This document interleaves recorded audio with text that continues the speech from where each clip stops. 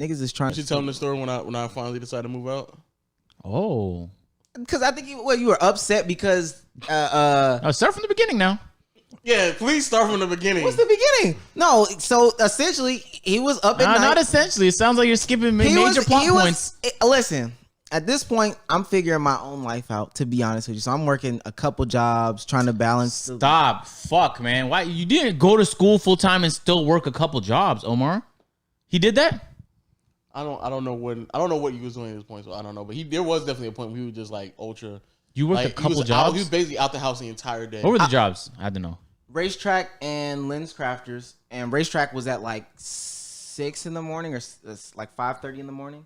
And imagine me as a YouTuber on Ascension having to wake up and take this nigga to work. Oh, you have to wake up to drive him? Yes. Some days. It was shit like that where I was like, I can't do this no more, bro. I got to get the fuck out of here, bro. Okay. So you had to take Omar to work at 5:30 a.m. Explain to them the day. I don't think I remember. It was the NBA draft. Okay. So one of the busiest days of all fucking year. I know. Go ahead. I don't. I'm in my room. Like, I just got done watching the draft, and I actually think this is the Alonzo draft, if I'm not mistaken. That's one of the biggest drafts. Ultra huge. Mm-hmm. Then this nigga and my mom are just having a random conversation 3 feet from my door, and it's loud enough for me. No way. Oh, probably so. Oh, you called me about that, I think. Yes, I called you. And and then I was like, nigga, they are literally having a conversation right next to my door. I literally left the house, and I have the photos somewhere either on Twitter or somewhere. This nigga got an Airbnb. Was that around the time we just like got that? this house? And I think you went back to. This is not too far after we got the house. Yeah. And then I'm like, bro, I can't do this. Like, I have to, because you were either you or someone was trying to explain to me like, don't rush leaving home. You know, if nobody's not forcing you to leave, stack your bread up. And I'm like, I'm literally now, it's becoming too much of an inconvenience for me to even work at my house right now.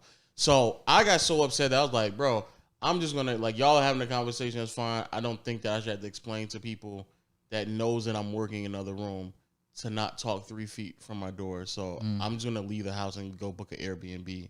And that's exactly what I did. And you booked Airbnb to record the video? Wait. Let me. Y'all seen Lo pack up his gear to go to an Airbnb. What were you thinking when he did that? Let me explain. Let me explain, to be honest with you. So my brother does not disclose a lot of things. So even the nigga who knows more about me about the NBA doesn't know that the fucking draft is happening that night. But fine. No. Listen. Even if the draft is like, he doesn't disclose a lot of things. So even his whole journey and ascension to YouTube was still like this.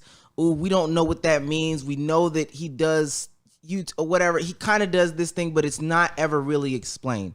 And then all of a sudden, like, stuff starts happening. He starts building momentum, but he never explains that. And then he also never says, "Yo, I'm actually working. Like, I'm working right now. I'm recording or whatever the case may be." Mm-hmm. So how are we supposed to know? Now, granted, your mother's loud. Now, I'm not gonna lie, your mother's loud as fuck. So first of all, who would even have a conversation in the middle of the hallway? That's your mother. 3 feet. That's his mother. That's his mother. That's not me. That's A. That's literally your mother. But B, it's like that's your mother. That's your mother, nigga. I don't know. But B, it's like, and your mom is talking about nothing too, probably. The conversation was literally nothing. It was nothing. You know how serious I was that day. Wait, is his mother your mother? Yes. Yeah, the way he was saying that, you didn't think it was right. I should probably stop. Yeah, but that's your mother, nigga. That's in the hallway yelling about nothing. It got so bad when I went to the Airbnb, and I think I told you this. The way that it was set up, it was too echoey for me to even record. Mm-hmm. So I left the Airbnb and then got a hotel. Got to the hotel, and I'm pretty sure I have the picture somewhere. Got the hotel pillows together, put it around my microphone, and that's how I recorded that night. Damn, ingenuity. Like, that's what I'm hearing. Yeah. So really, we made him stronger. And that's what I'm talking about. As far as the influence that I'm talking about. Wow. Mm-hmm. So y'all saying I didn't know when I was talking on accident. Maybe I was trying to see what you were really making. Also, that was another one of the times where I was like, man, I can really make a lot of money on YouTube, because I basically made all the money I just miscellaneously spent that night right back on that video. I was like, damn, there's no way you just rubbed Dorito dust on your pants, my brother. He did. What's up with you? Where you want me to rub it? You don't love yourself? Where you want me to rub it? Lick your fingers. Do something. You want to watch me lick my fingers? I'm not gonna watch you do it, but it's better than rub. This nigga's a weirdo. All right, so that's very interesting. You know, I had a similar moment where I left uni. Well, really, I dropped out. Some play sound effect, Caleb. I dropped out, and so I was struggling to find a home though because everyone just kept looking at me. They send bank statements, good, credit, good, ID, and it was a lot of like first generation immigrants that own like rental homes in Toronto. So like if you're Indian or Chinese, they just have their preconceived notions about what they think I'm gonna be like just based on how I look. And I kept getting rejected. I had to lie to somebody and say, yeah, my whole family's moving in. And after 25 attempts, I counted fucking 25 attempts. My dad co-signed for me. I said, my parents are going to be living there. I'm going to be paying though. And it worked. So I got a house. But for like a 1.5 month, 2 month period, I lived in a condo with my brother. And there was a time when I was recording a 2K17 banger. And it was like 1 p.m. and I had an exciting moment. I got loud and my brother like got really in. He started screaming like, shut the fuck up, I'm sleeping. It's in the middle of the day. It's like 2 p.m. Like, it's not, I wasn't doing this at like in the middle of the night. I was like, bro, I had to leave, dog. Like, I don't care how convenient or cost effective this is. I can make more money in my own place. So exactly. I rented my own place for $3,000 a month. And Toronto's expensive. Just a bungalow, a regular bungalow, 45 minutes outside the city, $3,000 a month, just so I didn't have to live with my brother because I was like, this is holding me back. No cap. Now, facts. No, wait. Don't cap. He didn't record at 1 in the afternoon. He exclusively recorded, streamed, whatever, past midnight 30. And mind you, I'm working 2 jobs at this point and trying to figure my own life out. The moment that I left, the moment we're talking about, you were up because mommy was having a conversation with you. No, you're talking about that moment, but I'm just talking about on a regular, any other day. You're dead ass in there at 2 in the morning. You know how? You know how that's partially incorrect. Because I would have to work at Sherwin-Williams. When I worked at Sherwin-Williams, I was waking up at 6 o'clock to go to work at 7. You were still screaming late at night, nigga. Was you not? Were there no nights where you never screamed late at night? I didn't say no. I said right, partially. I said partially. I said partially. You were screaming late at night. Oh my goodness. Anyway, I say all that to say. So anyway, here's the thing. I'm not saying that you're. Again, I said partially. You're correct. Thank you. But all I'm saying is that right there would be more reasons to why I would have to leave because it don't matter if you were inconvenienced to me or mom's inconvenienced to me or I'm inconvenienced to y'all.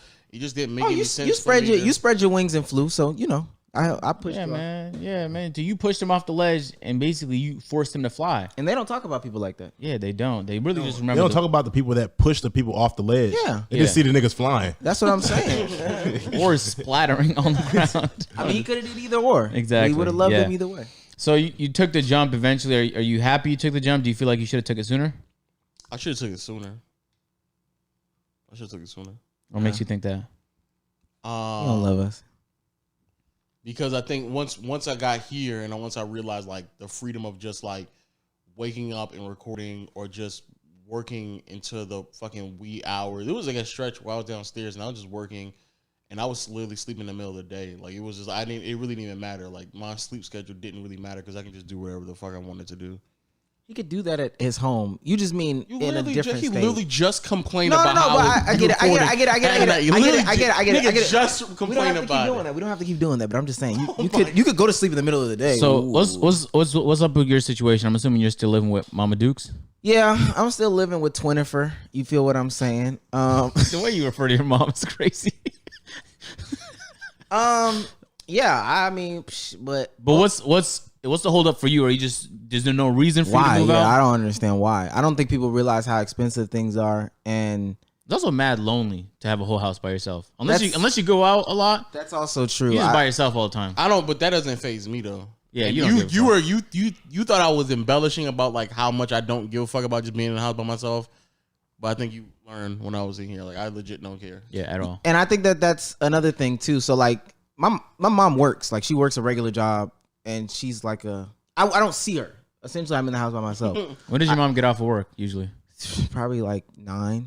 Oh wow. Yeah. Okay. Like late at night. And she starts in the morning. Yeah, relatively in the morning. But most of the time she's out. She's out of the house by 9. So we're talking about people that do 12-hour shifts. So I don't really see her at all. Okay. So in that gap, I'm usually not home. I'm doing other stuff. I'm at my girlfriend's house. I'm over here with I'm doing other stuff.